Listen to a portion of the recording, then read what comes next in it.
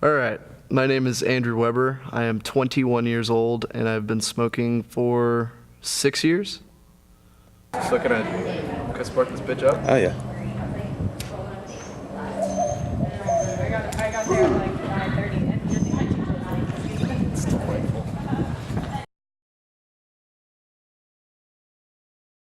I was 14. My brother, it was his 18th birthday in Mexico. He was really drunk and gave me a cigarette, and yeah, that's how it started. He immediately regretted it the next day, but would still sneak me cigarettes on the sly. So I guess I have him to thank for the addiction. My weapon of choice is they call them Camel Blues now, because they can't call them light cigarettes because the implication that it's going to be better for you. First, it didn't taste very good, and I think now that I have, for lack of a better word, refined taste for tobacco, I hate Marlboro Lights, which was the first one I smoked. I guess there was an appeal to it, you know. There's the whole, dynamic of cool people smoking in movies. I watched a lot of Quentin Tarantino movies, and that did not help at all.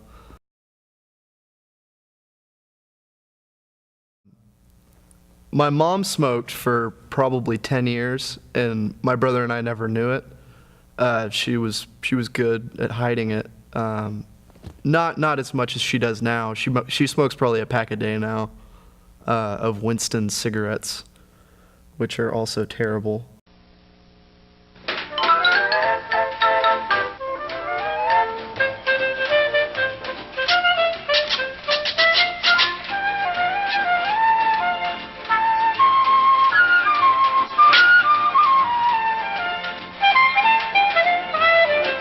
Winston tastes good like a cigarette should.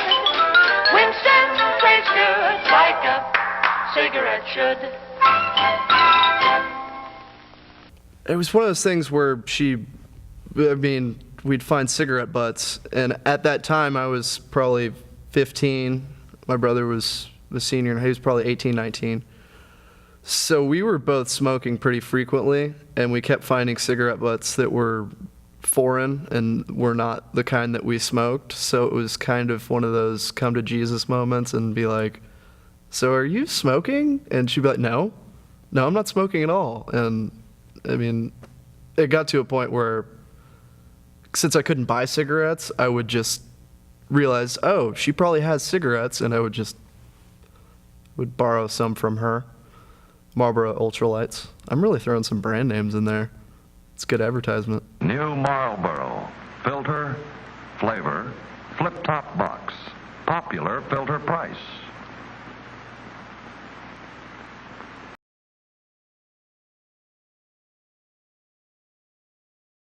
There's the cancer. That's a huge con of smoking. It's one of those things that I realize, or I'm realizing more and more, that I'll have a cigarette before class and then walk in, and then it's just like, shit, sorry, I smelled so terrible. Because it used to not bother me, but I can definitely see I get some salty looks, and it's one of those things that I have to explain myself. It's like, sorry, I have an addiction. And that usually doesn't help because people think you're, kind of being a smartass about it. And, health and breathing is difficult when running. And I mean, I still keep pretty active, but it's still pretty noticeable if I'm, playing basketball or something. I can't run near as much as, I should be able to. So there's that. Somebody asks me for a cigarette and they're picky about it, I'm like, well, you can have one or you can not have one. It really makes no difference to me. I'm trying to be nice. And if they accept it and they just go and leave.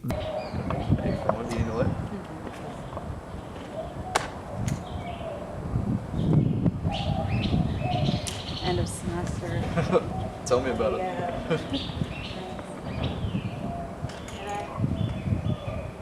That's one of the things that is a good piece of etiquette in smoking. If somebody gives you a cigarette, it's usually you stand there and smoke it with them, and maybe you get to know somebody. I guess that could be an aspect of the social vibe of smoking. But if they just up and leave, it's just, that was kind of shitty. I just gave you a cigarette, did you a favor, and then you're gonna go smoke it with one of your friends. My name is Bo Loftman. I started smoking when I was 16, and I recently quit.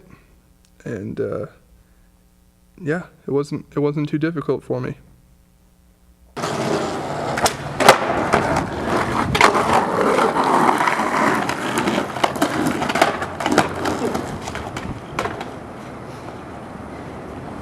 Penalties.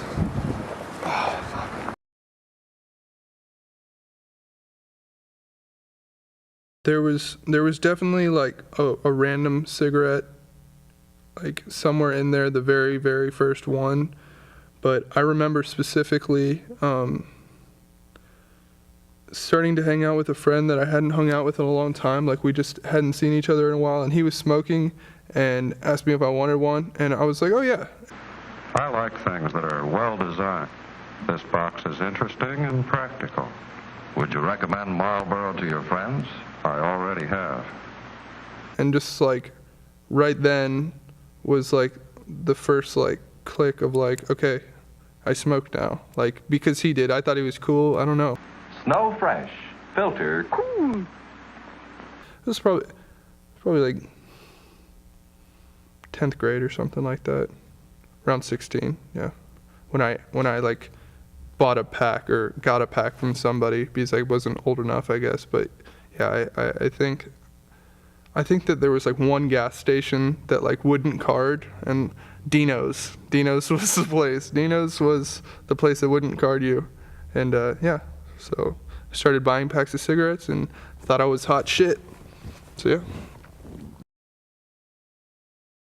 Smoke itself is aesthetically pleasing, I think, and blowing it through your nostrils and through your mouth, it appears to be cool. And when you see high-paid actors doing that in crime films, and it's normally in crime films, that just makes them seem so cool. The only pack that I bought, pretty much, I mean there was a few exceptions, but Marlboro 27s were what I smoked for sure. That was my cigarette of choice. I guess any other ones would be like Marlboro Reds, because I worked at a golf course and the only ones they had were lights and reds. And did I want to be a pussy or a badass? I wanted to be a badass, so I went with the Reds, and I stole them. Yeah, it's a way to meet people. It's definitely a way to meet people. And if you see somebody smoking that you don't know, and you have a lighter in your pocket, I've done this. I've had a lighter in my pocket, and you see people smoking, or like an attractive girl, you see her smoking. Even though you have a lighter in your pocket, you go, "Hey, do you have a lighter by chance?" Like, sit with them. "Oh, thanks so much." Like, and I've pulled that one quite a few times. That was pretty sleazy, I guess, but it worked. I'm just kidding.